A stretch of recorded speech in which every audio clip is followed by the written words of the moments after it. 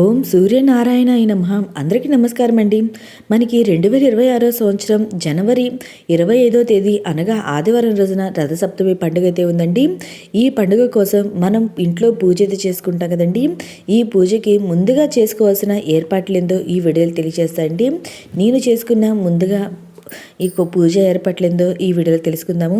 రథసప్తమిని సూర్యుడి జన్మదినంగా అయితే జరుపుకుంటామండి.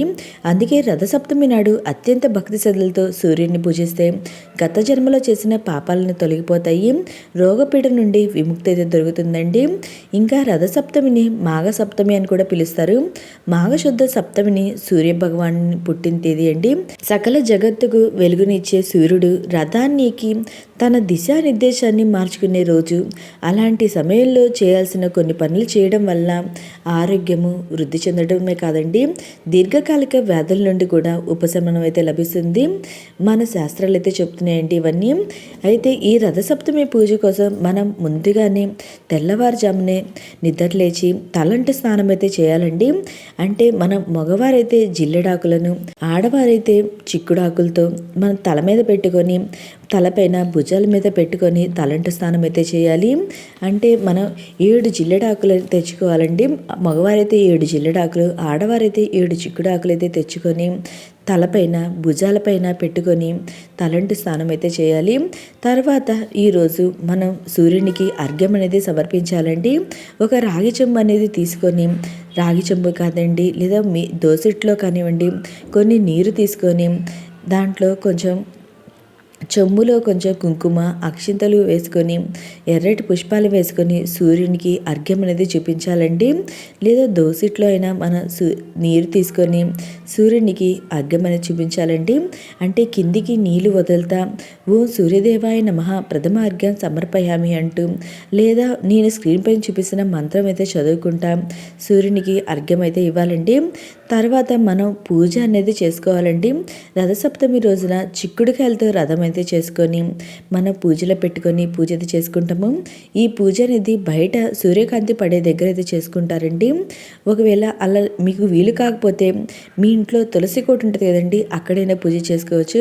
ఒకవేళ అది కూడా కుదరదు అనుకునే వాళ్ళు పూజా మందిరంలో పూజ అయితే చేసుకోవచ్చండి. ఇంకా మనం ఈరోజు ప్రత్యేకంగా పాలనేది పొంగించి బెల్లపన్నం అనేది చేసి స్వామివారికి నైవేద్యం అనేది పెట్టాలండి. మనం ముందుగా చేసుకోవాల్సింది తలంటి స్నానం అంతా చేసిన తర్వాత మనం సూర్యునికి అర్ఘ్యం చూపించిన తర్వాత పూజకు కావాల్సిన ఏర్పాట్లన్నీ చేసుకోవాలి. అంటే మనం ఒక గిన్నె అయితే తీసుకొని దాన్ని చక్కగా పసుపు కుంకుమ బొట్లు అయితే పెట్టుకొని పాలైతే పొంగించాలండి. పొంగించి దాంట్లో బియ్యం అనేది వేసుకొని బెల్ల పొంగల్ని అయితే చేయాలండి. ఈరోజు మామూలుగా అయితే మనం ఆ సూర్యకాంతి పడే చోట మన పల్లెటూరులో ఎలా చేస్తారంటే ఆవు పిడకలు ఉంటాయి కదండి, అవి పెట్టి మన వాటి మీద పొంగల్ని అయితే చేస్తారు. కానీ ఇప్పుడుండే రోజుల్లో అలా చేయడం కుదరదు కాబట్టి మనం ఇంట్లోనే గ్యాస్ పొయ్యి మీద ఇలా పాలు పొంగించి స్వామివారికి నైవేద్యం అయితే చేసుకోవచ్చండి. ఇంకా ఈరోజు మనం ప్రత్యేకంగా గోధుమల దీపం అయితే వెలిగిస్తామండి. ఈ గోధుమల దీపం అంటే బియ్యంతో వెలిగించుకోవచ్చు కదా, గోధుమలే ఎందుకంటే స్వామివారికి గోధుమలు అంటే ప్రీతి అండి. అందుకని ఈరోజు గోధుమలతో దీపం అనేది వెలిగించుకోవాలండి. ఈ గోధుమల దీపం కోసం మనం ఒక ప్లేట్ అయితే తీసుకోవాలండి. అది ఇత్తడిది కానివ్వండి, రాగిది కానీ, స్టీల్ కానీ, లేదా డిస్పోజల్ ప్లేట్ కానీ ఏదో ఒక ప్లేట్ అయితే తీసుకోవాలండి. తీసుకొని వాటిపైన 7 జిల్లెడాకులు అయితే పెట్టుకోవాలండి.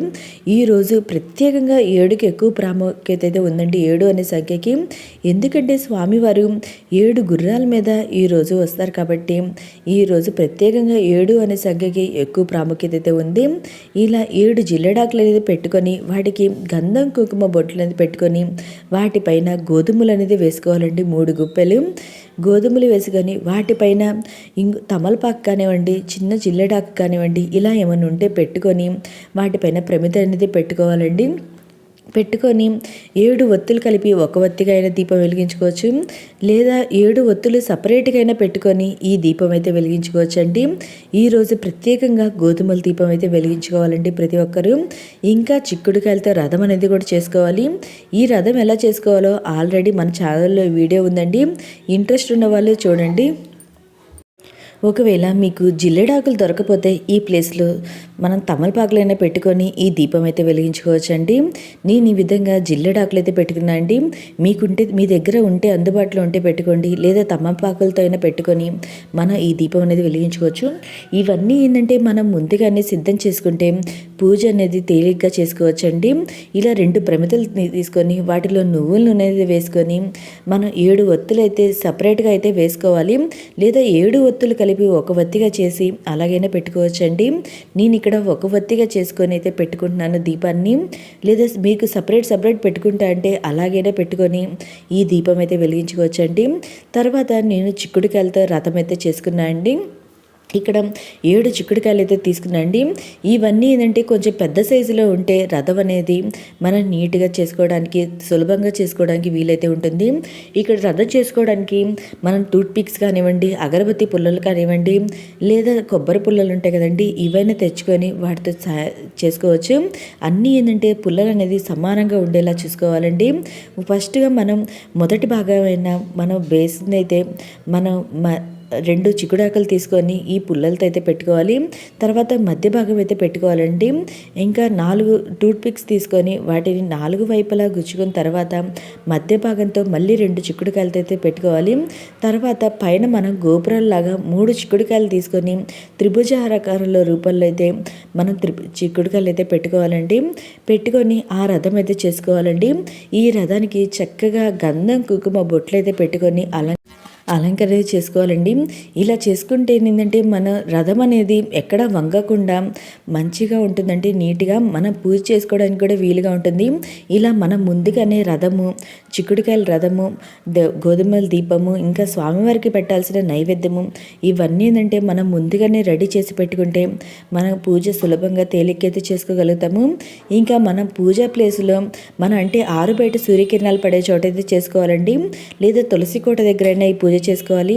ఒకవేళ ఇవేమీ వీలు కాదు అనుకునే వాళ్ళు పూజా మందిరంలో అయినా సరే మనం ఈ పూజ అయితే చేసుకోవచ్చు. మన పూజ చేసుకునే ప్లేస్లో చక్కగా అలికి ఇక్కడ నేను జాజు అంటారు కదండి, ఆ జాజుతో చక్కగా అనుకున్న తర్వాత వాటిపైన రథం ముగ్గు అనేది వేసుకున్నానండి. ఫస్ట్ రథం ముగ్గు వేసుకొని రథంకి చక్కగా పసుపు కుంకుమలతో అలంకరణ అయితే చేసుకున్నాను.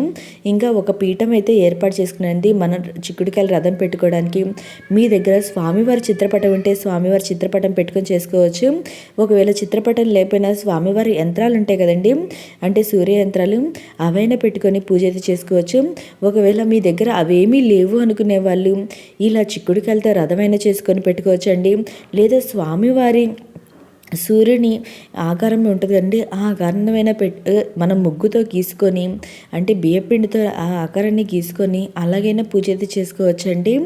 నేను ఇక్కడ చిక్కుడుకాయలను అయితే పెట్టుకొని రథాన్ని అయితే చేసి పెట్టుకొని ఆ రథం ముందైతే మనం ఈ రథం ముగ్గు అయితే వేసుకొని పూజ అయితే చేసుకుంటున్నా అండి.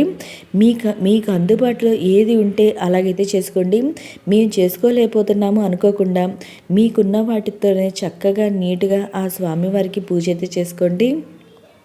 ఒకవేళ మేము ఇవేమీ చేయలేము అనుకునే వాళ్ళు మన పూజా మందిరంలోనే మనం డైలీ నిత్య పూజ చేసుకునేలాగా బెల్లపన్నం తయారు చేసుకొని స్వామివారి దగ్గర నైవేద్యం పెట్టినా చాలండి. ఇలాగైనా పూజ అయితే చేసుకోవచ్చు. మనం ఈ రోజున సూర్యదేవుడిని భక్తి శ్రద్ధలతో పూజిస్తే మంచి ఆరోగ్యము, దీర్ఘాయువు ప్రసాదిస్తారండి. ఇంకా ఆదాయపరంగా మంచి ప్రయోజనాలతో చేకూరుతాయండి. ఇంకా ఈ పూజకు సంబంధించిన మీకు ఇంకా ఏమైనా సందేహాలుంటే నా కమెంట్ బాక్స్లో కమెంట్ అని పెట్టండి. నేను ప్రతి ఒక్కరికి రిప్లై అనేది ఇస్తాను. మీకు ఈ వీడియో నచ్చినట్లయితే లైక్ చేయండి, మీ ఫ్రెండ్స్ అండ్ ఫ్యామిలీ మెంబర్కి షేర్ చేయండి. ఓకే అండి, థ్యాంక్ యూ ఫర్ వాచింగ్.